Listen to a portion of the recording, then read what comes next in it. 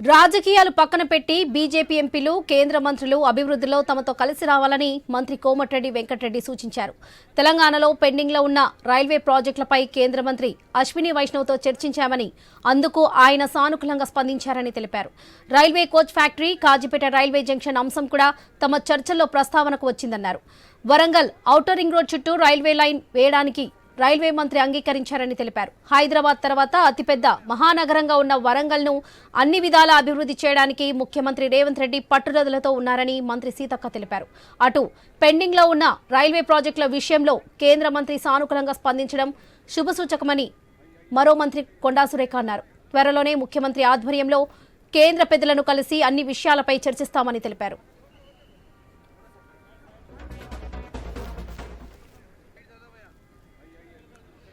లక్ష్యంతో సీఎం గారు పనిచేస్తూ ఉన్నారు. దానికి అనుగుణంగా ఈరోజు రైల్వే లైన్స్ విస్తరణ కానీ, అదేవిధంగా మరి ఎయిర్పోర్ట్స్ కానీ ఇవన్నీ కూడా సాధించుకోవడం జరిగింది.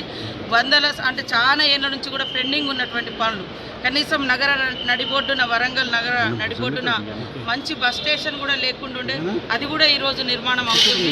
ఇలా పబ్లిక్ ఉపయోగపడే పనుల మీద కాన్సన్ట్రేషన్ చేసి రవాణా సౌకర్యాన్ని కానీ, రోడ్ వ్యవస్థను కానీ, ఉద్యోగ ఉపాధి కల్పన కానీ ఇవన్నీ కూడా అభివృద్ధి చేసుకునే విధంగా ఇందిరమ్మ ప్రభుత్వంలో, రేవంత్ రెడ్డి ప్రభుత్వంలో మేమందరం కూడా పనిచేస్తాం. మరి ఈరోజు సెంట్రల్ రైల్వే మినిస్టర్ గారు వచ్చిన సందర్భంగా, మరి వారు అపాయింట్మెంట్ ఇచ్చిన సందర్భంగా, మరి మా తోటి మంత్రివర్యులు సోదరులు కోమటిరెడ్డి గారి నాయకత్వంలో ఇద్దరు ఎంపీలము, మరి ఇద్దరు మినిస్టర్లము వరంగల్కి సంబంధించి మేము వచ్చి ఈరోజు అక్కడ ఉన్నటువంటి ప్రాబ్లమ్స్ వారి దృష్టికి తీసుకుపోవడం జరిగింది.